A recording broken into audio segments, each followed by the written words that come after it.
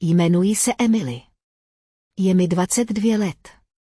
A tohle je příběh o noci, kdy moje vlastní matka změnila můj život ve svou představu vtipu.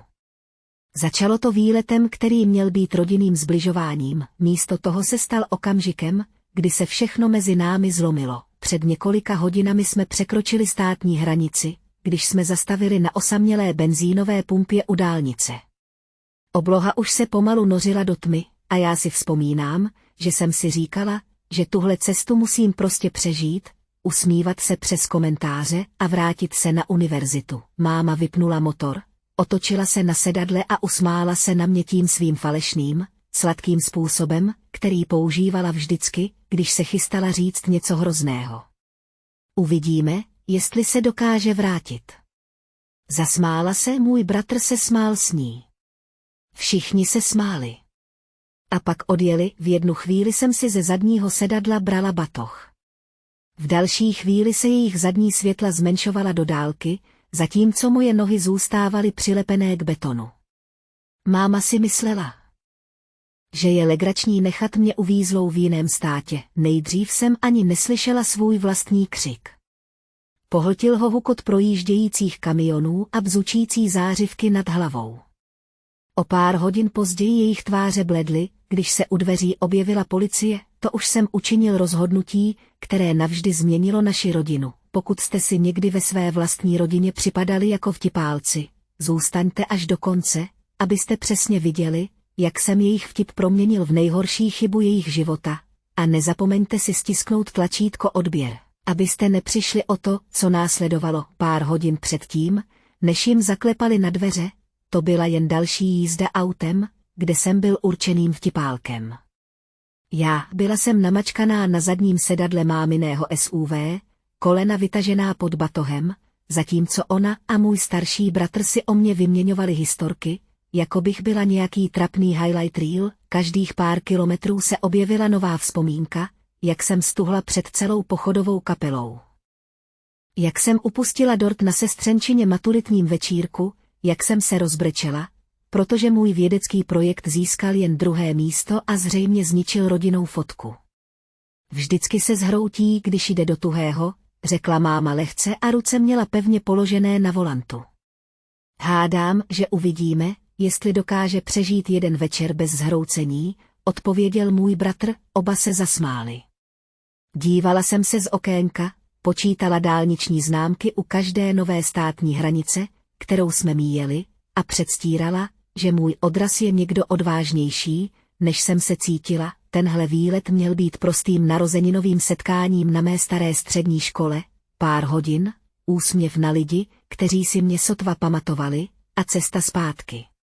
Málem jsem to odmítla. Jediný důvod, proč jsem souhlasila, byl ten, že máma házela peníze a čas strávený s rodinou jako návnadu. Školné bylo napjaté. Říct ne mi připadalo nemožné, když jsme konečně sjeli z dálnice, vzduch venku vypadal jinak. Poznávací značky, billboardy, dokonce i tvar stromů mi připomínali, že nejsem jen o pár čtvrtí dál. Byla jsem v jiném státě, někde, kde jsem to neznala, v autě s lidmi, kteří se ke mně stále chovali, jako by mi bylo 12.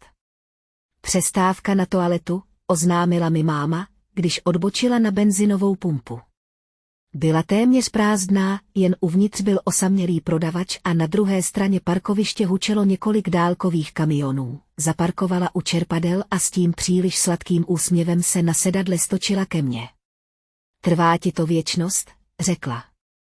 Vezměte si, co potřebujete. Počkáme tady. Otevřela jsem dveře a do tváře mě udeřil horký vzduch, když jsem vstoupila na beton. Pověsila jsem si batoh na jedno rameno a vydala se směrem k samoobsluze. Něco v hrudi mě škublo, ten známý hlas zašeptal, tomuhle bys neměla věřit. Víš přece, že je to lepší. V půli cesty ke dveřím jsem zaslechla bratrův smích, tichý a krutý. Víš, co by bylo k popukání, řekl. Co kdybychom ji tu nechali a zkusili, jestli na to přijde. Myslí si, že je teď tak nezávislá. Uvidíme.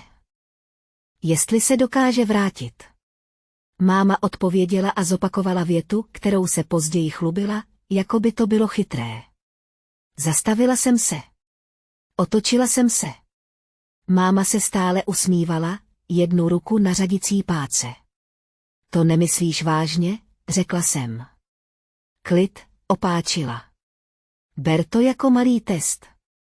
Chceš být dospělá. Dokaž to. Motor se s řevem probral k životu. Pneumatiky škrábaly o štěrk. SUV se rozjelo vpřed, zpočátku pomalu, jako by blafovali, stál jsem tam s jednou rukou nataženou a čekal, až zastaví, až vykřiknou, dělám si legraci, až otevřou dveře a nechají mě nastoupit zpátky. Neudělali to. Auto zrychlilo, jejich smích se rozléhal otevřenými okny a pak se zavřel, když je máma stáhla. SUV vyjelo z parkoviště a zařadilo se zpátky na dálnici, jako bych nebyla nic víc než zapomenutá účtenka. Několik vteřin jsem se nemohla pohnout. Vzduch mi připadal příliš hustý, zrak příliš ostrý. Nápisy na čerpacích stanicích, blikající nápis, otevřeno v okně. Řady palivových čerpadel, to všechno se rozmazávalo kolem jediného faktu, který mě zasáhl víc než cokoliv, co kdy řekli. Opravdu mě nechali, v jiném stavu, záměrně. Můj telefon byl na 30%.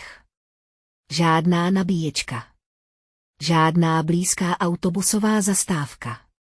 Nikdo, kdo by na mě čekal dole na silnici, jen vysokoškolská studentka stojící sama pod hučícími světly a uvědomující si, že její vlastní rodina rozhodla, že její bezpečnost je punc. Můj první instinkt byl přesně takový, jaký očekávali. Panika. Slzy. Ta známá spirála bezmoci. Cítila jsem, jak stoupá knedlík v krku, pálení v očích, ale pak pod strach vklouzlo něco chladnějšího, jako led usazující se na dně sklenice.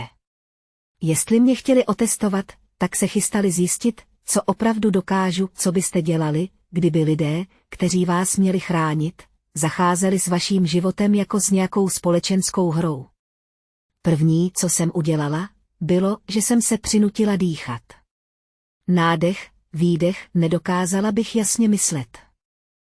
Kdybych je nechala vyhrát v mé hlavě ještě předtím, než jsem pohnula nohama, uvnitř čerpací stanice nad hlavou bzučely zářivky a vzduch byl cítit starou kávou a čističem na podlahy. Žena středního věku za pultem vzhlédla od časopisu, když jsem vešla, a prohlížela si můj batoh, mé třesoucí se ruce, způsob, jakým jsem si prohlížela parkoviště, jako bych právě viděla, jak mi ujel celý život.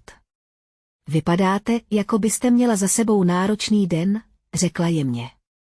Něco takového, podařilo se mi. Máte někde místo, kde bych si mohla na chvíli sednout?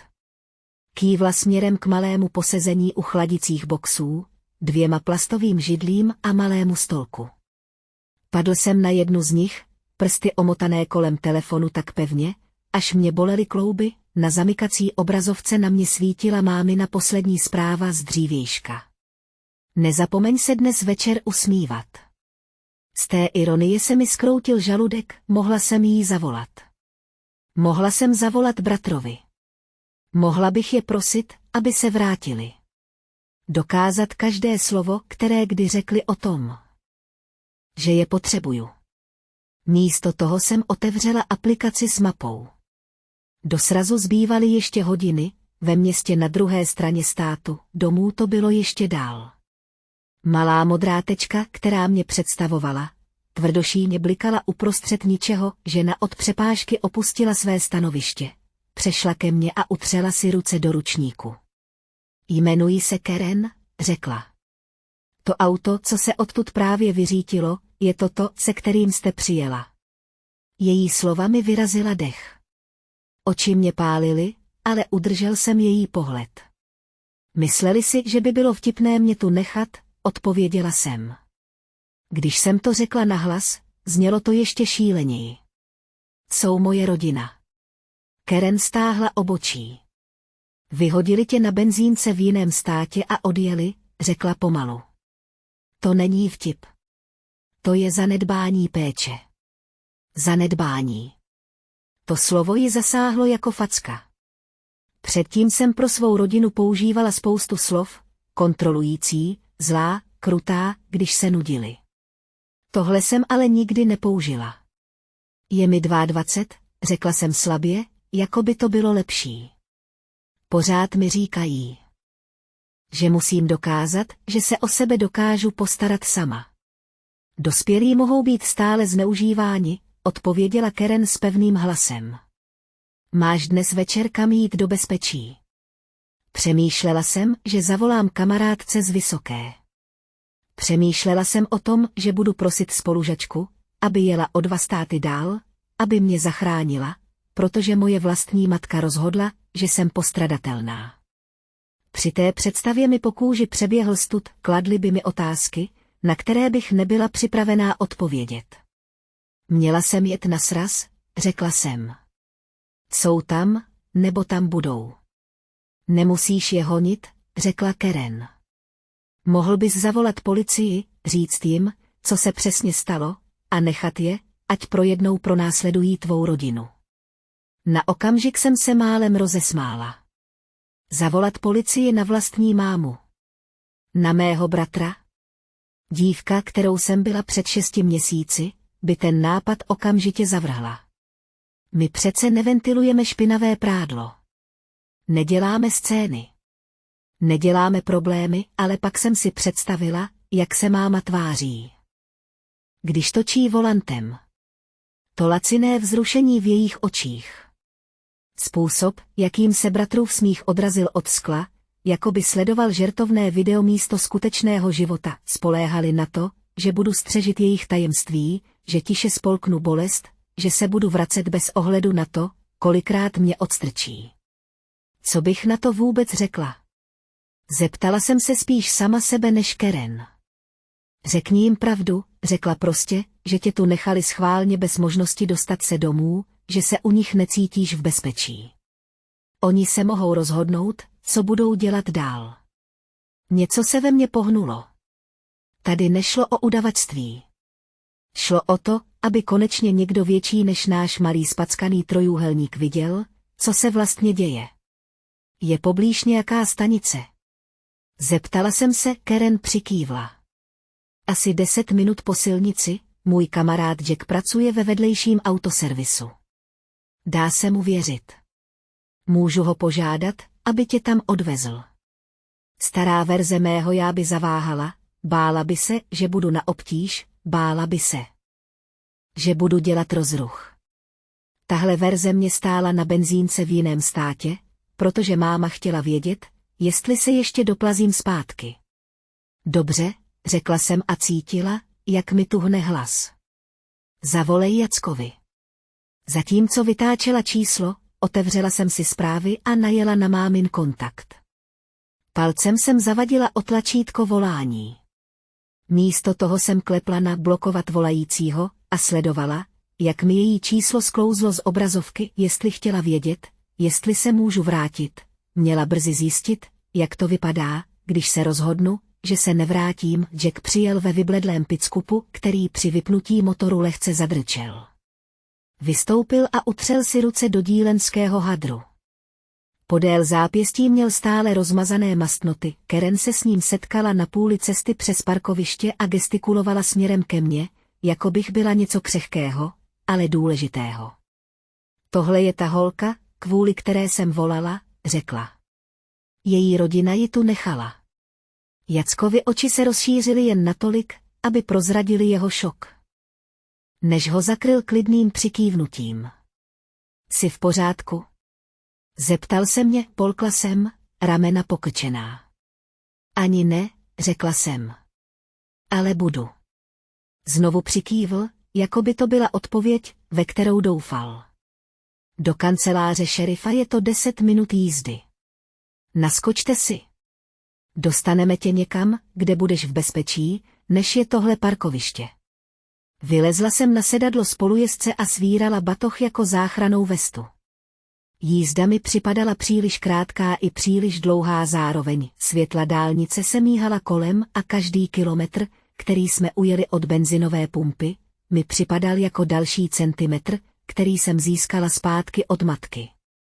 Jack na mě netlačil, abych mluvila, ale když jsem začala, poslouchal. Říkali, že to byl jen vtip, řekla jsem mu, že si musím dokázat, že to zvládnu.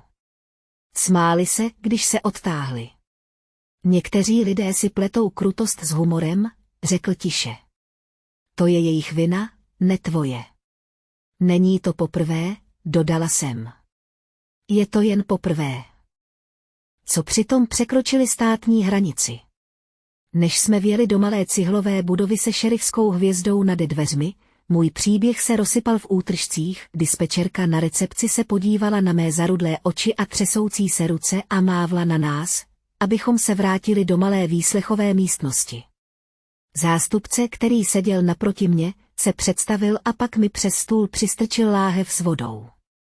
Prostě začněte od začátku, řekl. Řekněte mi, co se stalo, a nic nevynechávejte.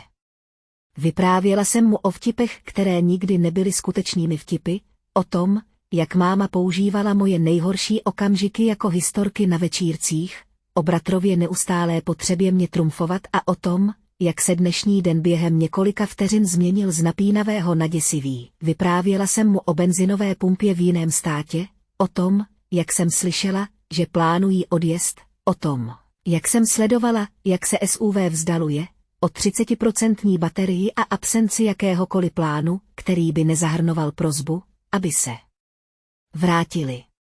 A myslíte si, že se někdy hodlali vrátit, zeptal se, přemýšlela jsem o tom, jak se na mě máma usmívala, o tom, jak se bratr naklonil dopředu na sedadle, jako by se chystal sledovat ohňostroj. Čelist se mi stáhla. Ne, řekla jsem. Chtěli vidět, co se stane.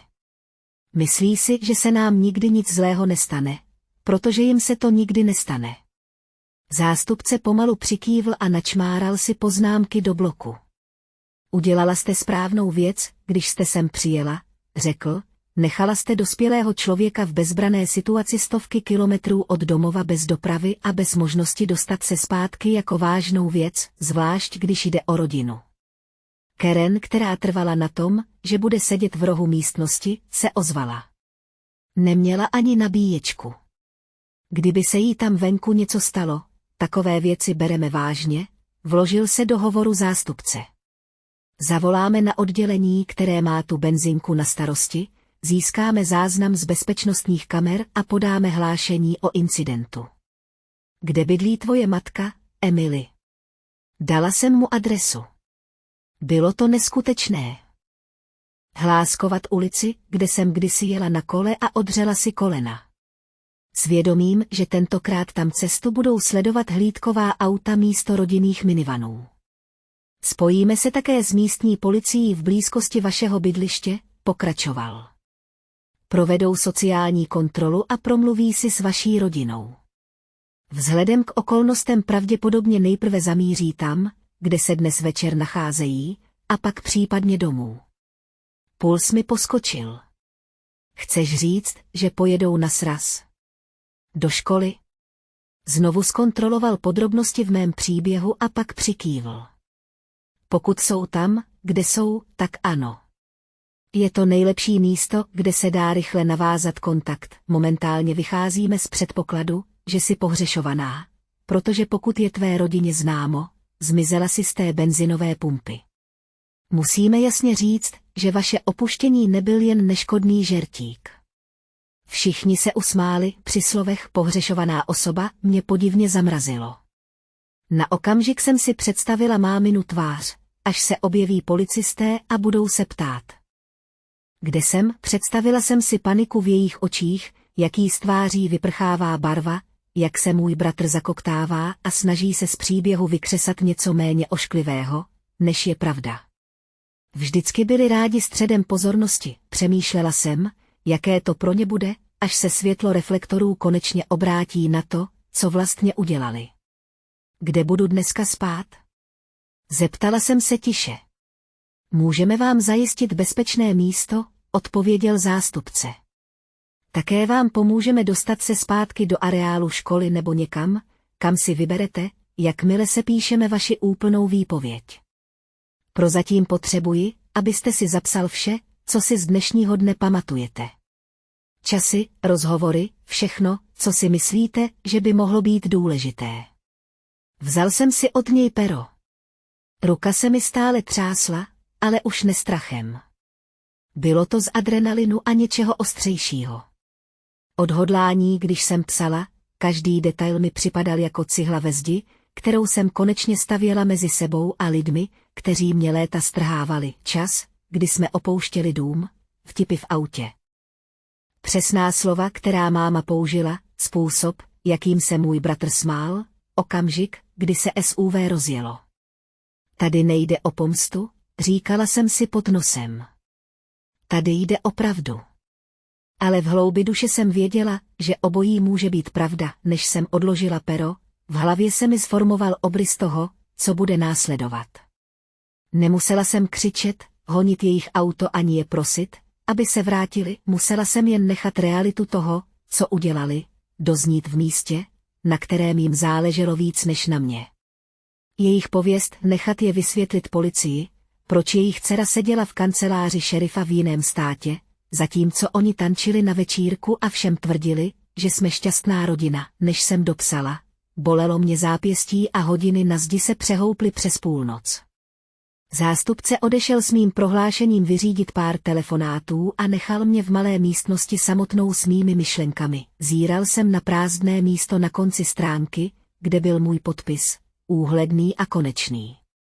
Někde máma pořád věřila, že to byla jen divoká historka, kterou si bude vyprávět o prázdninách. Vzpomínáš, jak jsme Emily nechali na té benzínce a ona se úplně vyděsila. Všichni se smáli a já seděla a krčila se na židli.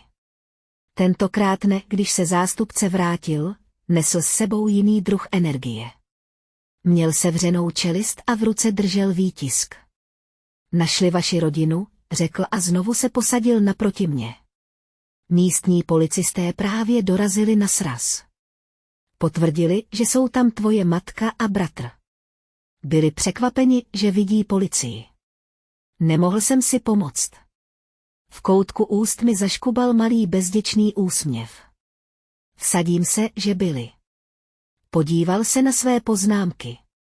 Chceš vědět, co se stalo, když vešli dovnitř? Každá část mého nitra křičela ano, ale přinutila jsem se zachovat klid. Jen pokud to bude součástí zprávy, řekla jsem, téměř mi úsměv oplatil. Zdokumentovali tu interakci, takže si to můžu shrnout. Podíval se na stránku. Policisté vstoupili do školní tělocvičny, přistoupili k vaší matce a zeptali se jí, jestli ví, kde jste, řekla jim. Že jste si na chvíli odskočila a že jste pravděpodobně na cestě. Když ji informovali, že si podala hlášení z jiného státu a momentálně si vedená jako pohřešovaná. Podle svědků zbledla, tvůj bratr se ji snažil přerušit a trval na tom, že jde o neškodný žert. Na vteřinu jsem zavřela oči a představila si to. Balónky, hudba, hloučky bývalých spolužáků v jejich nejlepším oblečení, a pak policisté, kteří vstoupili do prostřed všeho toho lesku a ptali se na dceru, kterou tam nechali, jako by to bylo zavazadlo. Přiznali se, že mě opustili. Zeptala jsem se, zástupce pomalu přikývl. Nejdřív se to snažili podat jako nedorozumění. Ale když se policisté zmínili o záznamu z bezpečnostní kamery na benzinové pumpě, tvoje máma přiznala, že odjeli schválně. Řekla, že jsi dospělý a že si myslela, že na to přijdeš a potkáš se s nimi tam. V hrudi mi zabublala známá směs vzteku a nedůvěry. Tuhle větu jsem slyšela už tolikrát. Házela mě do hlubin a pak dělala šokovanou. Když jsem se snažila plavat. Co říkali policisté? Naléhala jsem. Vysvětlili mi, že úmyslně nechat někoho uvízlého v jiném státě, hodiny od domova, může být považováno za ohrožení, odpověděl. Řekli jí, že kdyby se ti něco stalo, mohla by čelit obvinění z trestného činu. Také je informovali, že v tuto chvíli je incident zaznamenán a bude ho prověřovat státní zastupitelství. To je pravda, řekl jsem, na okamžik bylo v místnosti naprosté ticho. Představila jsem si, jak máma slyší slovo obvinění a uvědomuje si, že pointa konečně dopadla na ní. Ptali se tvého bratra, proč ti nezavolal, aby tě zkontroloval, když ses neukázala. A proč, zeptala jsem se. Zástupce dodal, řekl, že předpokládal, že tě někdo odvezl, nebo že si to dramatizovala, když se ho zeptali, proč se ani jeden z nich nepokusil po několika hodinách vrátit na benzinovou pumpu, neměl odpověď. Části mého já se chtělo brečet kvůli dívce, kterou jsem bývala, té, která by za takové zacházení přijala jakoukoliv polovičatou omluvu, protože se zoufale snažila zachovat klid, jiná část mého já poprvé pocítila něco jako spravedlnost. Tak co teď? Zeptala jsem se. Teď, řekl. Ujistíme se, že jsi v bezpečí, a necháme je sedět s tím, co provedli. Policisté jim řekli, že jsi v naší péči a že se tě dnes večer nemají pokoušet přímo kontaktovat. Jakmile se vyšetřování pohne kupředu, mohou s vámi komunikovat právní cestou. Vydechla jsem, aniž bych si uvědomila, že zadržuji dech. Můj telefon zabzučel na místě, kde ležel na stole obrácený dolů. Když jsem ho otočila, uviděla jsem řadu zmeškaných hovorů z neznámého čísla a jednu hlasovou schránku. Nemusela jsem poslouchat, abych uhodla, kdo to byl. Můžou mít problémy, že mi volali, zeptal jsem se. Zeptala jsem se. Pokud se ti pokusí vyhrožovat nebo na tebe vyvíjet nátlak, nech si vzkazy, odpověděl. Zatím nemusíte na nic reagovat. Můžeme vám také pomoci získat ochranný příkaz. Kdyby se situace vyhrotila. Ano, řekl jsem, Karen, která zůstala stát hned za dveřmi, nakoukla dovnitř, když slyšela, jak rozhovor utichl. Nechceš se dnes večer vrátit ke mně, zeptala se tiše. Mám pokoj pro hosty. Zástupce říkal, že je to v pořádku, pokud ti to vyhovuje. Představa, že se vrátím do cizího domu, mě měla vyděsit. Místo toho jsem se cítila podivně bezpečně při představě, že budu někde, kde není moje rodina. Přikývla jsem. Ano, řekla jsem. Nechci, aby věděli, kde přesně jsem. Během cesty do Karenina domku se mi události z noci přehrávaly v hlavě jako scény z filmu, u kterého jsem nemohla uvěřit, že v něm hraju. Maminčin úsměv na benzinové pumpě, chuť paniky vzadu v krku, soustavné škrábání pera po formuláři poslanců, představa policistů, kteří vstupují do srazu a 3 prostými slovy prořezávají falešné úsměvy a zdvořilé rozhovory. Kde je Emily? Přitiskla jsem čelo na chladné okno a zašeptala si pro sebe. Chtěli vědět, jestli se můžu vrátit. Dobře. Teď mohou vidět, jaké to je, když se rozhodnu odejít. V záři pouličních světel se vynořila další myšlenka, ostrá a jasná. Tenhle příběh už nebyl jen o tom, co mi udělali. Byl o tom, co s tím hodlám udělat. Už jsem nechtěla být jejich tichou pointou, jestli jim záleželo víc na jejich pověsti než na mém bezpečí, pak to bylo přesně to, kde to hodlali pocítit. A to byl teprve začátek, v Karenině domě jsem toho moc nenaspala. Její pokoj pro hosty byl malý, ale čistý, s přikrývkou, která slabě voněla pracím práškem a levandulí. Nechávala pootevřené dveře, kdybych něco potřebovala, což bylo prosté gesto, které mi připadalo ochranitelštější než většina věcí, které moje vlastní rodina za poslední roky udělala. Ležela jsem na zádech a zírala do stropu, telefon na polštáři vedle mě. Další zmeškané hovory, další SMSky z neznámých čísel, jedna hlasová zpráva přepsaná na displeji. Musíme si promluvit. Zavolej mi hned zpátky. Žádná omluva, žádné, jsi v bezpečí. Jen naléhavost, protože pro jednou neměli situaci pod kontrolou. Přepnul jsem telefon do režimu letadlo a zíral do tmy. Máma někde spřádala příběh a snažila se ze sebe udělat oběť. Nepochopeného rodiče. Přehnaně dramatickou dceru. Policie, která to přehnala. Znala jsem ji dost dobře na to, abych předvídala každou její větu, na tohle se ale nikdy nepřipravila. Na okamžik, kdy jsem přestal podporovat její verzi událostí, v době, kdy slunce pronikalo skrz závěsy, se mi žaludek svíral jiným druhem nervozity. Ne ze strachu. Očekávání zástupce se vracel, aby mě odvezl do univerzitního městečka, zatímco druhé oddělení dokončí výslech mé rodiny. Čekala mě následná kontrola, papírování, možná soud. Všechno to znělo děsivě a vyčerpávající. Znělo to také jako konečná, na stanici mi později ráno zástupce podal jednorázový šálek kávy a složku. Emily, řekl, chci, abys pochopila, co se teď stane. Druhé oddělení předložilo předběžnou zprávu. Máme tvou výpověď. Záznam z benzinové pumpy a několik svědeckých výpovědí ze srazu. To je pravda. Svědky. Zopakovala jsem to, přikývl. Vaše matka udělala scénu, když přijeli policisté. Kolem byla spousta lidí. Někteří z nich si část interakce nahráli. Několik z nich už ty nahrávky poslalo. Představila jsem si spolužáky, které jsem už léta neviděla, jak drží v rukou telefony, zatímco se moje matka hádá s policisty pod světly školní tělocvičny. Vlasy měla nastříkané na místě, make-up dokonalý, hlas se jí zvyšoval, když si uvědomila, že z tohohle se okouzlit nedá. Podle toho, co máme, pokračoval, by to mohlo přesáhnout rámec pouhé sociální kontroly. Státní zástupce může zvážit obvinění související s ohrožením nebo bezohledným chováním, nemohu vám nic slíbit, ale mohu vám říct, že to bereme vážně. Část mého já se při slově obvinění zarazila. Pořád to byla moje máma. Pořád to byl můj bratr. Měli jsme společné svátky, filmové večery. Interní vtipy. Také mě nechali u silnice jako zapomenutý odpad. Obojí byla pravda. Co když už je ve svém životě nechci, zeptal jsem se. Záleží na tom, zeptal jsem se tiše. Záleží na tom hodně, řekl. Jsi dospělá.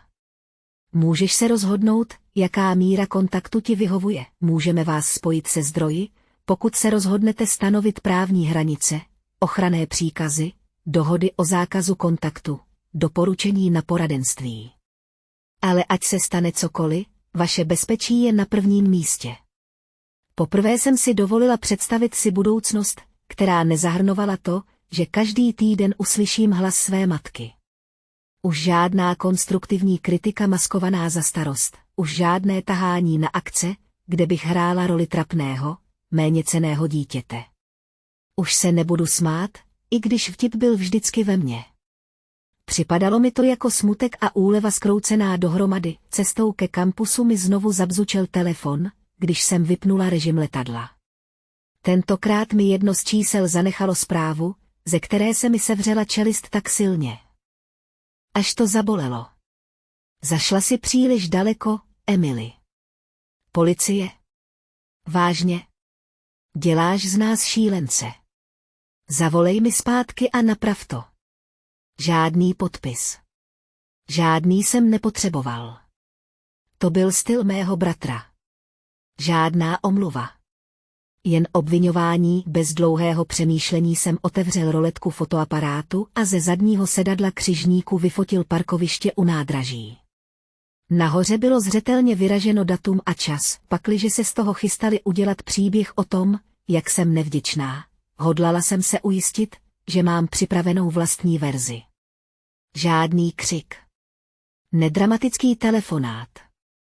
Něco chladnějšího a přesnějšího, než jsme dorazili do univerzitního městečka. Zástupce už mi prostřednictvím studentského servisu zařídil možnost krátkodobého ubytování. Potkali nás na stanici, tváře stažené obavami, když slyšeli nástin toho, co se stalo. Zařídíme vám dočasný pokoj, řekl jeden z koordinátorů. Nikdo mimo tuto kancelář nebude vědět, kde jste, pokud si to nebudete přát.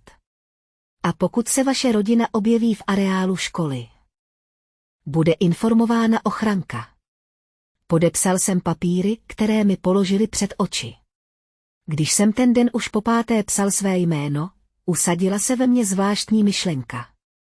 Každý podpis byl další krok od verze mě, o které si máma myslela, že jí patří, o pár dní později to začalo doopravdy. Začalo to odkazem, který mi poslal jeden z mých bývalých spolužáků. Žádná zpráva, jen URL a emoji s šokovaným obličejem. Když jsem na něj klepla, otevřelo se zrnité video natočené vertikálně uprostřed tělocvičny. Titulek zněl: Když tvoji vtipnou mámu na srazu předvolají policajti. Tohle bylo napsané na papíře, byla tam moje máma ve svých nejlepších šatech, jak se hádá se dvěma policisty, zatímco v pozadí duní hudba a lidé dělají, že nezírají. Můj bratr se vznášel vedle ní, těkal očima po místnosti a jasně si uvědomoval, že na ně míří telefony. To snad nemyslíte vážně, řekla máma v klipu a hlas jí skřehl. Je dospělá. Je v pořádku. Jen jsme ji tam na chvíli nechali. Policistova odpověď byla tlumená. Ale slova hvězdička zanechaná hvězdička, hvězdička jiný stát hvězdička a hvězdička zanedbání péče hvězdička byla dostatečně zřetelná na to, aby místnost kolem nich stichla. Na videu byl střih na mého bratra, který trval na tom, že to všechno byl vtip, že jsem extra citlivá, že jsem vždycky dělala věci větší, než ve skutečnosti byly. Komentáře pod videem byly směsicí nedůvěry a znechucení. Hvězdička, kdo by nechal své dítě v jiném státě jako vtip. Tohle je důvod, proč někteří z nás přechází na nekontaktní režim. Představte si, že byste tohle obhajovali na kameru. Hvězdička zobrazení stoupala rychleji, než jsem stačil scrollovat, celé roky kontrolovala vyprávění moje máma. Vyprávěla příběhy. Upravovala detaily.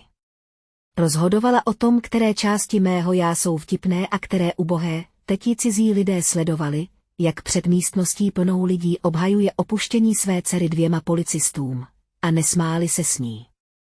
To byl okamžik, kdy jsem si uvědomila, že moje pomsta nebude jediným dramatickým činem, mělo to být pomalé.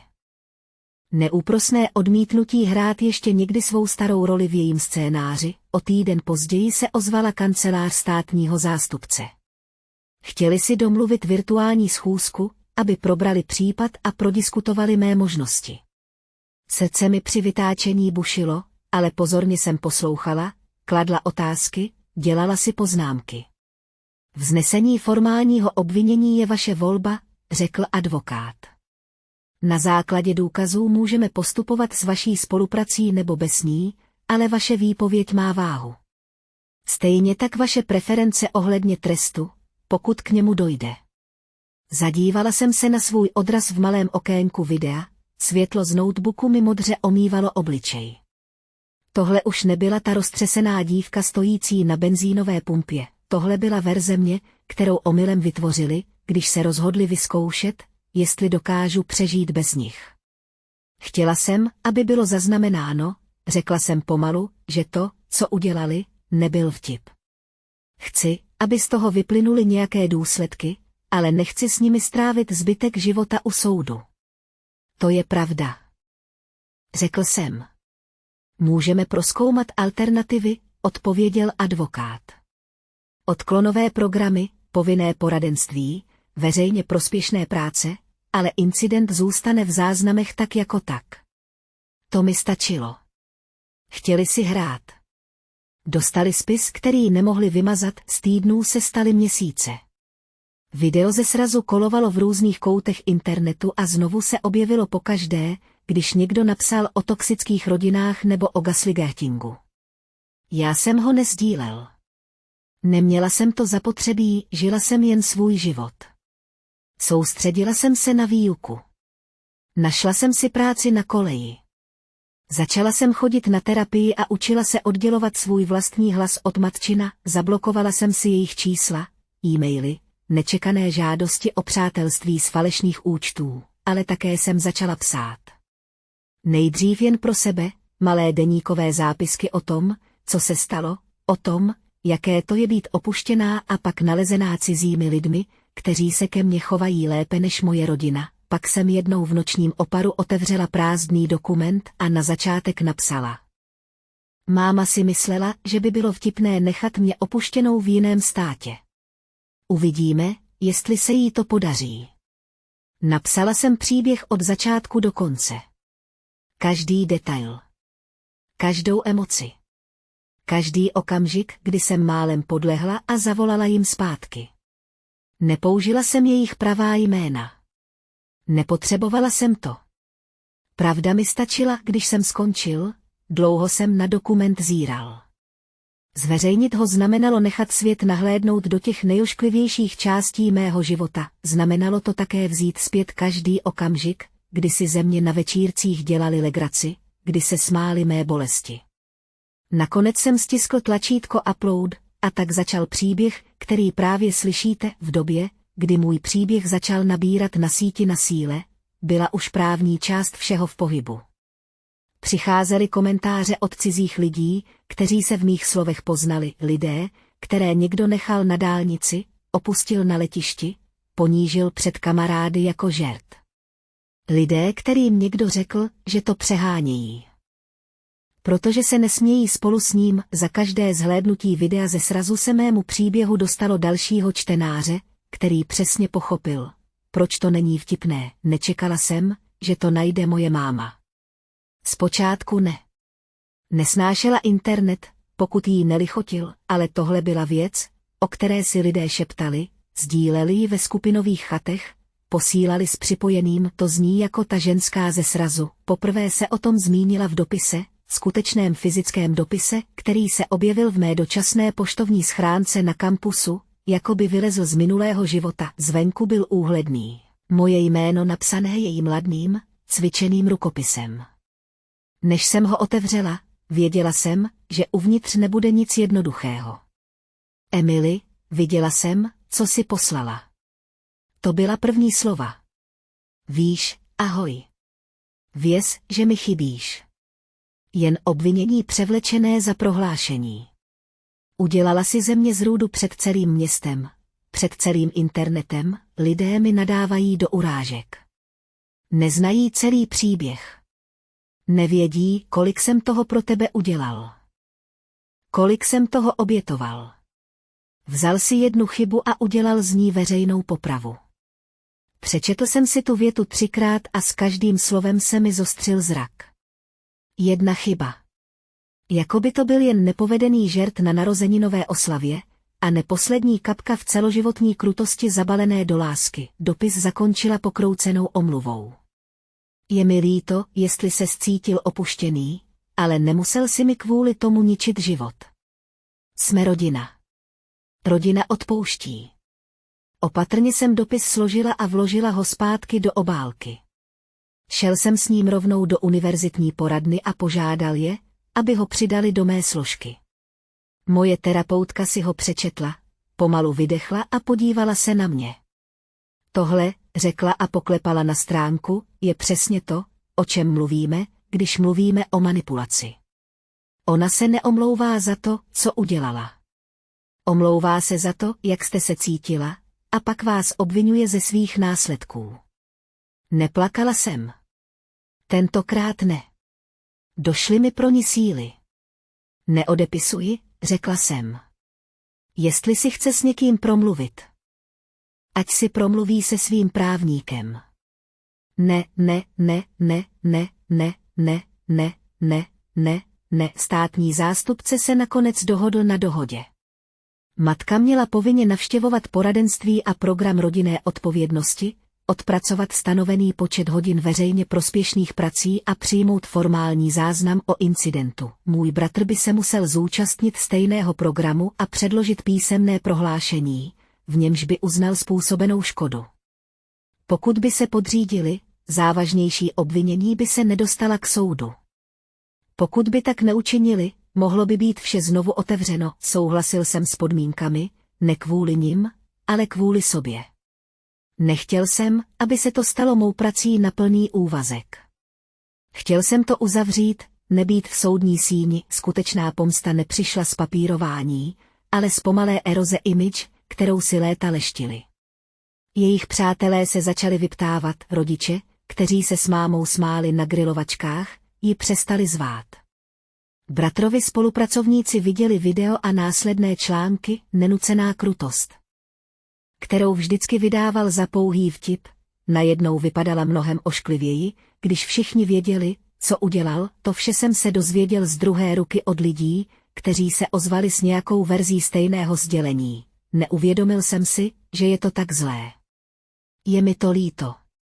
Smál jsem se s nimi, z pověstí je to zvláštní, zničí se nenápadně a pak najednou, o několik měsíců později jsem souhlasil s posledním setkáním, ne proto, že bych se chtěl usmířit, ale protože jsem se jim chtěl podívat do očí a říct slova, která jsem měl říct už před lety. Místnost byla neutrální a nevýrazná. Mediační kancelář s měkkými židlemi a krabicí kapesníků uprostřed stolu jako ozdobou. Facilitátor seděl mezi námi. Máma na jedné straně, bratr vedle ní. Já, sám, na druhé straně, vypadala menší, než jsem si pamatovala. Nebo to možná bylo tím, že jsem ji konečně viděla bez filtru viny a povinnosti. Bratr měl schrbená ramena, jeho obvyklý namyšlený úsměv nikde. Emily. Začala máma a hlas se jí třásl. Nikdy jsme ti nechtěli takhle ublížit. Byla to strašná chyba. Mysleli jsme, že budeš v pořádku. Přestaň, řekla jsem tiše. Neudělala si jen chybu. Udělali jste rozhodnutí. Rozhodl ses mě nechat v jiném stavu a nazvat to hrou. Rozhodli jste se smát, zatímco já tam stála a prosila vás, abyste neodcházeli. Rozhodl se slát policii, když se mě ptali, kde jsem. Ucukla. Měla jsem strach, trvala na svém. Znělo to od nich tak vážně. Spanikařila jsem. Spanikařila si, když to mělo následky, opravil jsem ji. Ne když si otočila klíčkem a odjela od své dcery. Bratr konečně promluvil, hlas měl drsný. Podívej, já vím, že jsme to přehnali. Je mi to líto, jasné. Jen jsme chtěli vědět, jak to zvládneš. Vždycky se schoval, jako bychom ti nikdy nedovolili být samostatný. Snažili jste se mě zlomit, odsekla jsem. A když jsem se nezlomila tak, jak jste očekávali, byli jste v šoku. Že to někoho zajímá. Ticho mezi námi stěžklo. Facilitátor se podíval na mě, pak na ně a zase zpátky. Emily, řekla jemně, co potřebuješ, aby dnes pochopili. Pomyslela jsem na všechny ty roky, které jsem strávila tím, že jsem se kroutila do tvaru, který odpovídal jejich představě o dceři, na vtipy, kterým jsem se smála, na omluvy za věci, za které jsem nikdy nemohla, na to, jak jsem je prosila o souhlas, jako by to byl kyslík. Potřebuju, abys pochopila, řekla jsem pomalu a podívala se přímo na matku, že jsem skončila. Její oči se rozšířily. S čím jsi skončila? S tímhle, odpověděla jsem, s tím, že jsem se stala tvou pointou, že jsem tě nechala převlékat týrání za rodinný humor, že jsem předstírala, že to, co jsi mi tehdy udělala, bylo něco jiného než kruté. Nahlásila jsem tě, protože jsem se necítila v bezpečí, řekla jsem svůj příběh, protože už nehodlám skrývat tvoje rozhodnutí, spodní red se jí zachvěl. Před rokem by mě to možná zlomilo. Teď jsem poznala. Co to bylo? Další představení. Jsme tvoje rodina, zašeptala. Od své rodiny nemůžeš jen tak odejít. Udržel jsem její pohled a cítil, jak ve mně něco zapadlo na své místo, jako když se konečně zasune zámek. Už si to udělal, řekl jsem. Jen si nečekala, že budu pokračovat v chůzi. Facilitátorka si tiše odkašlala. Chcete se s nimi v budoucnu stýkat, zeptala se, nadechl jsem se. Srdce mi bušilo, ale hlas jsem měla pevný. Teď ne, odpověděla jsem. Pokud se to změní, bude to za mých podmínek a mými kanály. Žádné překvapivé návštěvy, žádné dopisy o vině, žádné veřejné scény. Do té doby nechci žádný kontakt mimo právní komunikaci, pokud to bude nutné. Máma otevřela ústa, aby se hádala, ale pak je zase zavřela, když jí facilitátor připomněl dohodu. Bratr zíral na stůl, jako by ho mohl spolknout, když schůzka skončila, vstal jsem jako první. Chvíli jsem se na ně jen dívala. Na ženu, která mě naučila smát se vlastní bolesti, na bratra, který mě vždycky postrkoval dál k okraji. Aby zjistil, jestli spadnu, pak jsem se otočil a odešel. Vzduch venku byl jiný, lehčí, ostřejší, o několik měsíců později jsem si sedl před kameru v malém bytě, který jsem si platil vlastní prací, ne jejich neochotnými penězi, a vyprávěl ten příběh znovu, dívala bych se přímo do objektivu a říkala slova, která jsem si přála, aby mi někdo řekl už před lety, nejsi blázen, že chceš být v bezpečí. Nejste krutí, protože se odmítáte smát, když někdo váš strach obrátí v žert, nejste nevděční, když odcházíte od lidí, kteří vám znovu a znovu dokazují, že si vašeho života neváží. Moje máma si myslela, že by bylo vtipné nechat mě uvízlou v jiném státě. Chtěla vědět, jestli se dokážu vrátit. Udělala jsem víc než to. Vrátil jsem se silnější a nevzal jsem ji s sebou, takže se tě zeptám na tohle. Kdyby lidé, kteří vás mají milovat, zacházeli s vaším bezpečím jako s hrou, dali byste jim ještě šanci. Nebo byste také odešli, řekněte mi v komentářích, co byste udělali vy. A pokud chcete slyšet další skutečné příběhy, jako je ten můj, nezapomeňte toto video lajkovat a odebírat.